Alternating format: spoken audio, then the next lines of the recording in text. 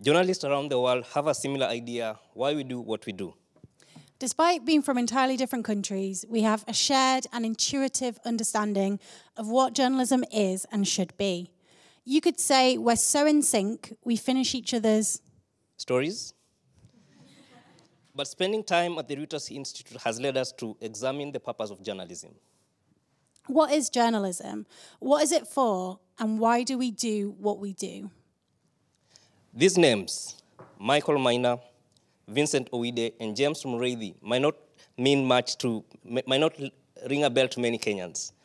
But to their friends and families, the year 2020 left a big scar. Though living in different parts of Nairobi, the three have three things in common.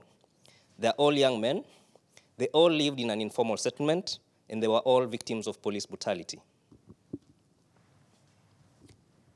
Vincent suffered a massive head injury. Michael was clobbered on the head and lost his eye. And James lost his life to 3 bullets fired by a police officer. The ugly reality as to why their names might not ring a bell to many Kenyans is that police brutality in the informal settlement has been normalized, and their stories were not covered by the media. Meanwhile, 7,000 kilometres away in Leeds, West Yorkshire, my job could not be more different, right? Well, reporting on the north of England for The Guardian involves speaking to lots of people who have never spoken to a journalist before. One of those is Simba Mudchikachi. I first spoke to Simba in September last year after I was tipped off about his plight. Simba was just 29 years old in June 2019 when he suffered a catastrophic stroke that left him comatose. When he awoke, he was paralysed on his left side and unable to talk or eat. His stroke could have been prevented by relatively inexpensive medication for a blood clotting condition that, as a refused asylum seeker, he was not entitled to on the NHS. Despite having lived in the country since he was a child, Simba was given a £100,000 bill for his treatment and left permanently disabled. When I first spoke to Simba, who was originally from Zimbabwe, he was wary. Having never met a journalist before, he was concerned about how he might be portrayed in a country where the media has a bad reputation for reporting on asylum and refugees. But the interview went well. Though he still had difficulty forming words, he opened up about the enormous personal toll of 11 gruelling years trapped in the UK's cruel asylum system. It was an impactful story, and I hoped it would prompt the Home Office to take a further look at his case. The article was published. I waited. And then, nothing.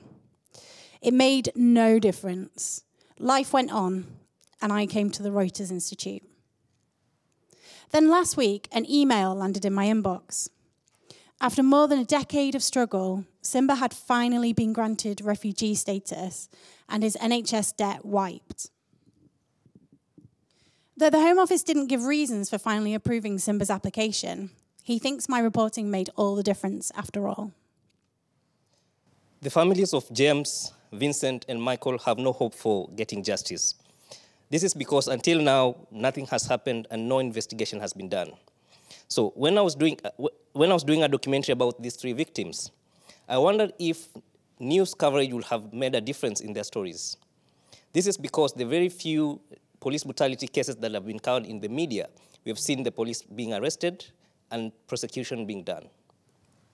For people like Simba, James, Vincent, Michael, and their families, the work we do has the potential to be life-changing.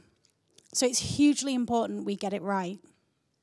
So when we do this kind of reporting, the stories have the power to make the victims visible, put pressure on authorities to investigate, and put pressure on the judiciary to prosecute.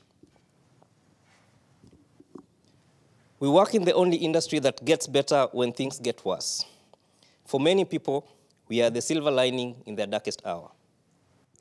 Our job doesn't guarantee change will happen. Sometimes that's simply impossible, no matter how many times we follow up. But we can provide windows into different worlds, evoke empathy, reveal different perspectives, and give people the information they need to participate in society and democracy. This is something almost all of us have in common. Whether your job is to spend time talking to voters in the street, to track wildlife, or to cover a war zone, we all do one thing: tell stories.